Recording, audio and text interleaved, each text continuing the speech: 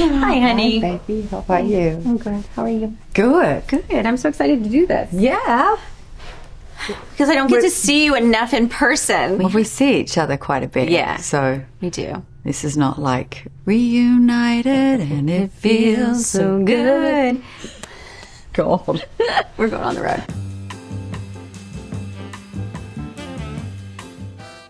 We see each other a lot in Nashville. Yeah. We throw walk our in the caps on and Yeah, we walk through in the the woods. woods and we laugh and sort of process everything. figure out all the problems. Yeah. Solve all the problems. Yeah. And then just And see you then later. And See then you we in huff 2 and puff months. and then we go home and then, yeah. My favorite thing is, and the thing I've always been pressuring her to do, is either write a book, which No. she's never going to do it, or just let me interview her about all her different movies. Which I may let her do at some point. And I'm like, but you got to let me do the same. Okay. Yeah, But I because you have so much. I mean, Reese has an enormous amount of wisdom, which if you get to get it, it's like, tell me, what do you think? When I first got to meet Nicole, I was like, okay, tell me everything about To Die For. Because that's my favorite movie you've ever been in. Is it? Obsessed. Obsessed. I just think your character is so fascinating and calculating and shrewd, but lacks awareness and that was Gus Van Sant, who you've not worked with, Gus. No. No, you're the Alexander Payne girl. yeah. Yeah. Yeah. Amazing. Yeah. Election, come on. So, And then Minghella yeah. and Kubrick. Anthony She's worked with Minghella. Kubrick. Yeah, I did. I sat on the floor of his office, would look up at him and go, Stanley, tell me about this. And he would let me get away with murder, actually. Like I could go through everything and no one else was allowed to do what I was allowed to do. But I feel like in the history of cinema, that's the longest running film shoot of all time. Yeah, Was it was 2 years, I think. I don't know. Is it now? See, we love movies. We love movies. And sometimes I'll call her and I'll be like, where are you? She's like, And we both started really young, which has its own set of problems, which we've discussed, and then also virtues, because it's given us a sort of, I mean, we've lived a life. I mean, when you start that young in the industry, yeah. you reach this age and it's, I mean, you've just got so much experience. I think so too. And then also you become very comfortable being uncomfortable because you've literally paid your dues, being the lowest person on the totem pole to getting to become a very known actor to becoming a producer to being in charge. Yeah. So we've had very similar journeys like that. Like, I didn't start out going, I want to produce. Me Did you? neither. No. So it was this very, Very natural yeah. progression. Yeah. Also, you read as much as I do. You love reading. Yeah. So we're, Big nerds. yeah. And love people. Now tell me about Morning Show. I didn't think we'd get to season 4. I thought we were only going to do 3 seasons, but this 3rd season Was phenomenal. Oh, thank you, honey. Phenomenal. Thank you. And That means a lot. that's why everyone's waiting for a 4th season. And I remember saying to you, you have to do a 4th season. Really? I know. And you were like, well, this is always This one was... well, I'm like, I'm know. not sure. The writers are so good. And I think what's really interesting is journalism is shifting. Every year that we've made the show, we've tackled Me Too, sexual harassment in the workplace, COVID, a pandemic. Yeah. And last year we tackled a lot of stuff, including the insurrection, which Yeah. we reenacted, Yeah. which was my character filming it.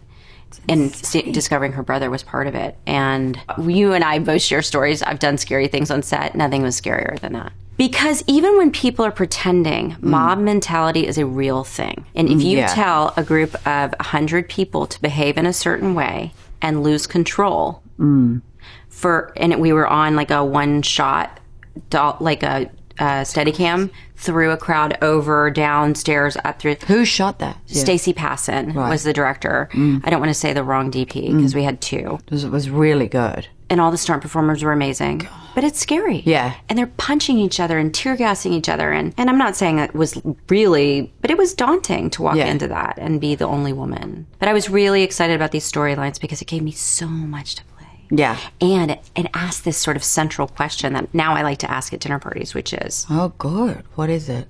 Would you compromise your life, your career, your job for a family member who committed a crime?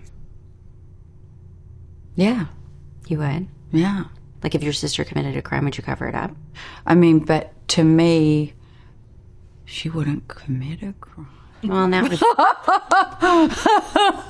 By the way, that's the whole theme of Big Little Lies. Yeah, that's right. Wait, hold on, that's the plot of Big Little Lies. So just you wait. Yeah. Listen, this one already went somewhere and said too much. And then I get the ring. Hey, like, is that happening? Nick, like, what are you doing? You got excited. I got excited. It's okay, baby. I get excited too. Then I got Laura calling me Zoe Shailene, and they're all like, Nick said that we're making them feel like this. I was like, but we are now. Yeah. We're moving fast and furious. It's fast. And Leanne is delivering the book. Are you? And and we're in good shape. Yeah. So the rest is we need to shut up, because there's this whole thing that you should never talk about something until you've done it. Because if you talk about doing it, it's the dopamine hit of doing it. You feel like you've done it. Right. Did you know that? Have you heard about that? Oh, no. I have a... It's a scientific study. Oh. Yeah. Well, I have a rule. It's called, like, don't be full of shit. Oh, well, that's a good one. I like that. It's called the no BS rule in Hollywood, because how many people tell you they're doing XYZ? Yeah. It's like, I don't want to talk about it until I'm standing in the costume on the set. Then I will confirm to you that it is happening, because it is really hard to stop it when you're standing on set in costume. On Big Little Lies. Yeah. We were so delirious. So funny. Don't you remember? I lost my cool. Yeah. Screamed. Yeah. And then you came out and you were amazing. Oh, Lord. So it was like, what? And then you and Laura did that like one night. I mean, you can't put Dirt and I next to each other. We're like little kids in a classroom. We're like, do we need to separate you two? Legendary. We're going to have to separate you guys, because we need to get to work. No, and I sat there. Remember that scene where you were both ad-libbing, and I sat there and was like that. That's in it. Because all I could do was my jaw dropped as you guys improvised back and forth, and it was hilarious. Yeah. And I was like, you two, and you're like, oh, we just know each other so well. No, this is what we do. Don't worry about it. This is my favorite thing when Dern does scenes where she like gets in your face like this. Oh, yeah. And I was like, oh, well, let me tell you something. Yeah. You guys. And we were like... And I'm like... And we were literally arguing about our daughter's birthday party. Yeah. And it was... I was like, my daughter's not coming to your daughter's birthday party. She's like, let me tell you something. Yeah. Your daughter doesn't come to my Frozen party. I like you, Madeline. And I actually admire you for sticking up for your unapologetic friend. But if I can offer something as objectively as I possibly can, do not fuck with my daughter's birthday. I looked at Jean-Marc and he's like, fantastic, we got it. You're so crazy. I would think so. I think we got it. Right? Yeah, it was good. Yeah, you're right. Okay, fine. My other favorite thing is that I called Dern when we were shooting Big Little Lies. I hate how you call her Dern, though. Why? Because it sounds weird. I'm going to tell you why. Sounds like, okay, why? I'm always like, Laura. Do you know why? And you're like, no, Dern. Dern. Because my name's Laura. And her name's Laura, and it's confusing to me. My real name's Laura Jean. That's right. So I get confused, so I just call her Dern. I don't know why I call her. Okay, so that's why I call her Dern. Because we can't both be Laura. She doesn't call you Laura, though. Anyway, I'll stay out of the way. You're trying to understand something. No, it just makes no sense. It's Dern. But my favorite thing was I called her like a week into shooting, and we were shooting Big Little Lies, and I called her and I was like, Dern. Dern. I was so funny today. Oh my God. She's like, Reese. I was so funny in my scene yesterday. I was like, I know. But hold on. Then I went to work today, and Nicole's in the most serious drama I've ever seen. That's right. And I was like, this show is not going to work. That's right. I'm like, oh my God. This is like. It freaking worked. That's where you go. You just don't know. Who would have ever thought? Who would have ever thought? You're very good at casting, too. Well, I don't know, am I? Yeah, you'll say something to me like, Reese, did you see this show? This one actor on that show is the standout.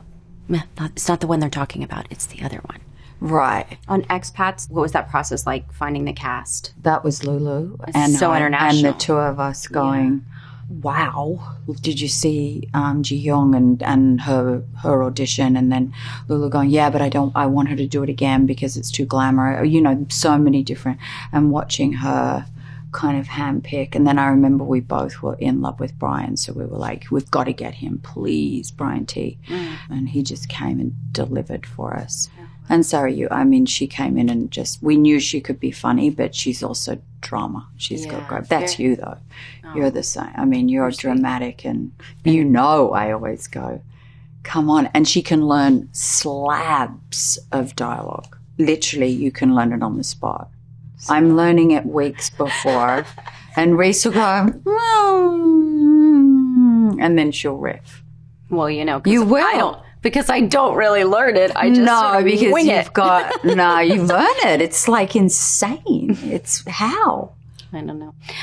She doesn't want to talk about it. I don't want to talk about it. Yeah, but it's because I also don't understand. I have zero process. I didn't study. Right. That's the other thing. You didn't go to acting school, did you? No, I did. When I was 14, I went to the local theatre school that I found. But you didn't go to Juilliard or RADA. I had the directors who I worked with, George Miller being one of them, Phil Noyce, a bunch of them asked me not to go to NIDA because I wanted to go to NIDA, and they're like, you're in the industry working. Right. And you will be gone then for 3 years. Right. Please don't do that. Stay with us. And we promise you. And they gave me good advice. They gave me the guidance that I needed because other actors go. And so then what I did is I would train with different people that were teaching at NIDA. Or I would go and do a workshop in Shakespeare, or I would go and but I was also every weekend in the drama school. Oh, wow. What about, did you do that? I just didn't go to acting school. I did little local things in Nashville. And then I got a big part when I was 14 and I never studied again. Because I didn't want to undo, I was like, I'm on a roll here and I don't want to undo anything that was sort of natural. So you learnt on the job? Yeah.